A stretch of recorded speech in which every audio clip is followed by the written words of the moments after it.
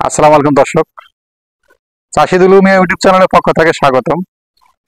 দর্শক, বেশ কয়েকদিন ভিডিও দেওয়া হয় না, আর বিশেষ সময় অপেক্ষা। দ্বিতীয় কথা আছে যে পোশাক আশাক পরে ঠিক মতো কাজ করা হয়, সারাক্ষণ সারাক্ষণ কাজের মাধ্যমে থাকা হয়।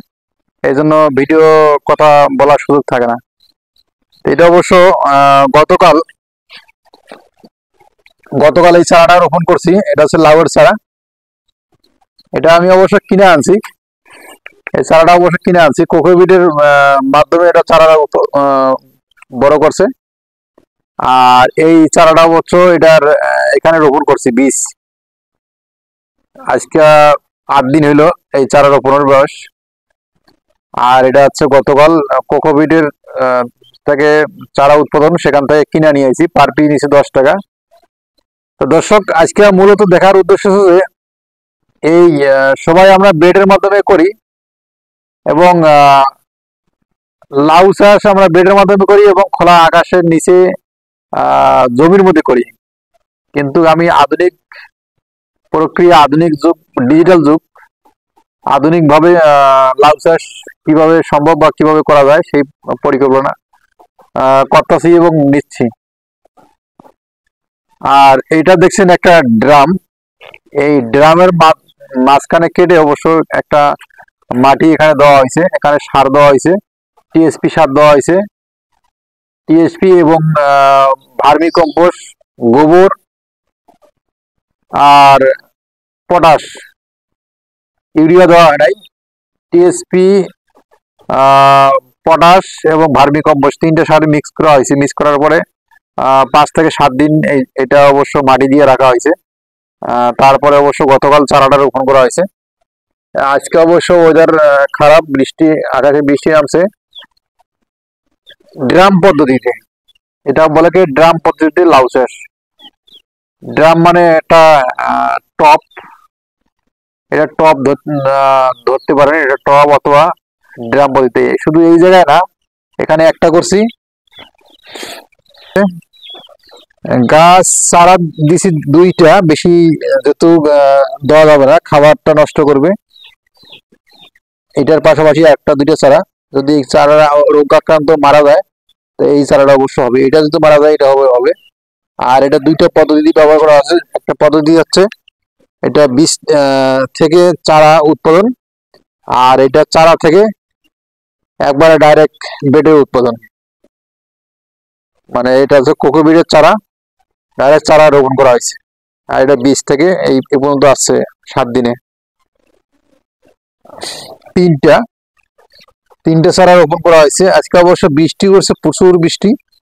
সেই বৃষ্টি অবশ্য টিন দিয়ে ঢেকে রাখছিলাম। আর এইটুক আলাদা পরিচর্যা, অল্পটুক জায়গায় এটা অবশ্য মাটি থেকে তুলনা করে 1-1.5 ইঞ্চি গ্যাপ রাখা হয়েছে। গ্যাপ রাখার উদ্দেশ্য হচ্ছে যে এটা অবশ্য আরো সার দিয়ে ভরাট করে মাটি আরো ভরবে, এই কারণে এই গ্যাপটা রাখা। আর এই জায়গায় প্ল্যানিং আছে অবশ্য আকাশের ওয়েদার অবশ্য পাবে, খোলামেলা জায়গা আছে। আর উপরে অবশ্য নেট হবে। নেটের মাধ্যমে অবশ্য ভিডিওতে অবশ্য পুরোপুরি দেখাবো। আর তার পাশাপাশি হচ্ছে এই জায়গায় হচ্ছে সিম,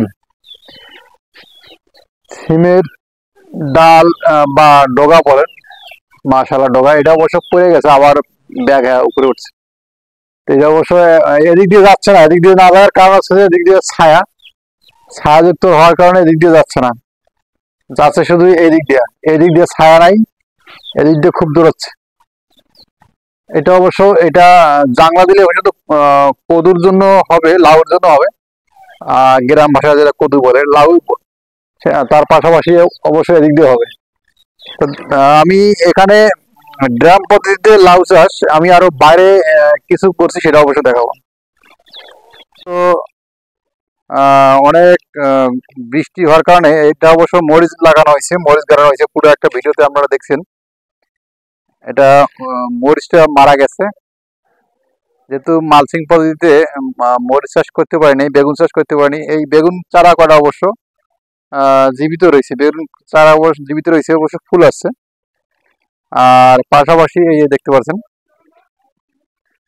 এটা অবশ্য আহ, যে আমরা টয়লেট ব্যবহার করি, টয়লেটের স্ল্যাব, এই স্ল্যাবে অবশ্য লাউয়ের চারা রোপণ করা হয়েছে। এটা অবশ্য বীজ থেকে চারা, আর এই চারাটা অবশ্য কেনা হয়েছে 10 টাকা পিস।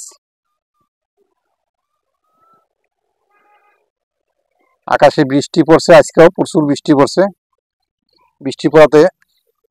আর এটা অবশ্য একটা বিল্ডিং, পরিত্যক্ত বিল্ডিং, এটার উপর দিয়ে মাছা দেব, পুরো মাছা থাকবে, মাছার উপর লাউ ধরবে।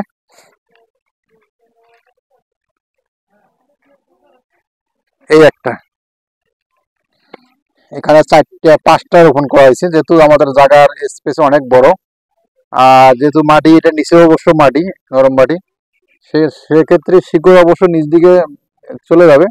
আর কিছু গ্যাপ দেওয়া হয়েছে, গ্যাপটা আরো মাটি ভরবে, আরো মাটি ভরবে। এখানে 4টা রোপণ করা হয়েছে, দেখি কোনটা হয় হয়ে যায়, সেটা দেখার বিষয়। এগুলো অবশ্য বালু মাটি, নিচের গুলা, এগুলো দেওয়া যাবে না।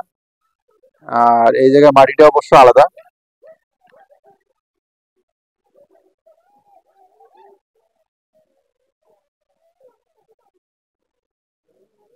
এই জায়গাটা আজকে অনেক বৃষ্টি গেছে, বৃষ্টি হওয়ার কারণে শিকড় বাইরে বেড়ে গেছে।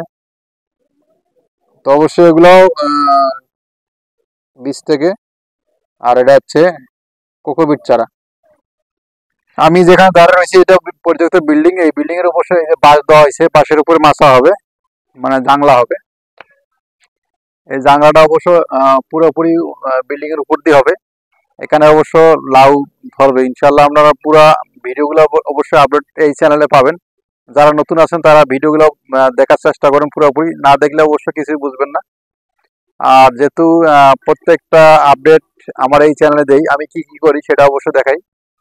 হ্যাঁ, তো অবশ্যই পুরোপুরি দেখার চেষ্টা করবেন। আর কিভাবে ড্রাম পদ্ধতিতে লাউ চাষ করা হয় সেটা অবশ্য পুরোপুরি দেখবেন। দর্শক যারা নতুন হন অবশ্যই চ্যানেলটা সাবস্ক্রাইব করে দিবেন। আর যারা নতুন, যারা কৃষিক্ষেত্রে আসছেন অবশ্যই নতুন উদ্যোক্তা হওয়ার চেষ্টা করবেন। প্রত্যেকটা সিজনারি ব্যবসা বা প্রত্যেকটা সিজনারি ফসল ফলার চেষ্টা করবেন। প্রত্যেক নিয়ত, প্রত্যেক ঘন্টা, প্রত্যেক সময় অবশ্য আমাদের জীবন থেকে অতিবাহিত হচ্ছে, সেগুলো অবশ্য দিনগুলো খেয়াল করবেন। আর বাড়ির আঙ্গিনা থেকে শুরু করে যে জায়গা, যে পরিচিত একটা জায়গা আছে, সেগুলো অবশ্য ফসল ফলার চেষ্টা করবেন। তো দর্শক, ভিডিওটা ভালো লাগলে অবশ্যই চ্যানেলটা সাবস্ক্রাইব করে দিবেন।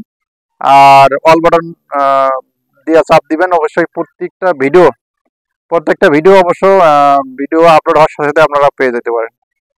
তো দর্শক, আজকে এই পর্যন্ত ভিডিও শেষ করলাম। পরবর্তী ভিডিও দেখার জন্য অনুরোধ হলো। আসসালামু আলাইকুম।